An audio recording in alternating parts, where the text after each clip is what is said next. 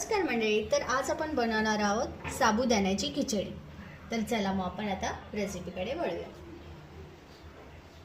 इथे मी तुम्हाला साबुदाणा खिचडीसाठी काय काय साहित्य लागणार आहे ते दाखवून घेते। इथे मी बटाटे घेतले 3, हिरव्या मिरच्या घेतल्या आहेत 4। हिरव्या मिरच्यांचं प्रमाण तुम्ही तुमच्या पद्धतीने कमी जास्त करू शकता। साबुदाणा घेतला, हा बारीक साबुदाणा आहे, याला मी रात्रभर भिजवून ठेवलेला। आणि शेंगदाणे घेतलेत 1 वाटी। आता साबुदाणा भिजवताना 1 वाटी जर तुम्ही साबुदाणा घेत असाल तर 1 वाटी पाणीच घ्यायचं, नाहीतर तो जास्त चिवट होतो, असा सुटसुटीत होणार नाही।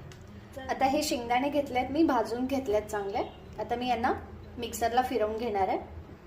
आता इथे मी बारीक शेंगदाण्याचा कूट करून घेतलेला आहे, बघा असं।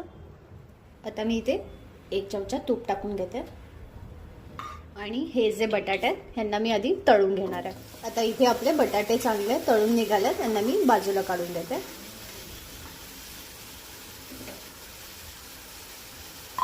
आता त्याच तेलात मी जिरा टाकून घेणार आहे, त्यासोबत हिरवी मिरची।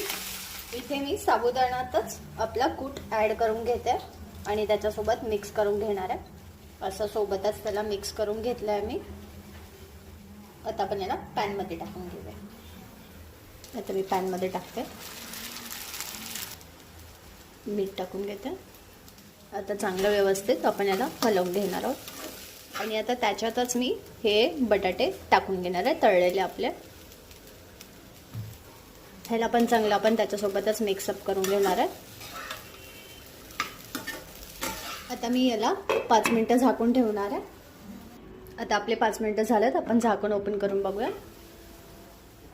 आता इथे आपली खिचडी झाली आहे। आता मी याला सर्व करायला घेते।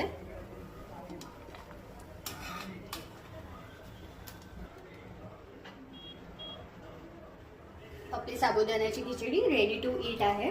तुम्हाला जर ही माझी रेसिपी आवडली असेल तर प्लीज माझ्या चॅनलला लाईक, शेअर आणि सबस्क्राईब करायला विसरू नका। थँक्यू।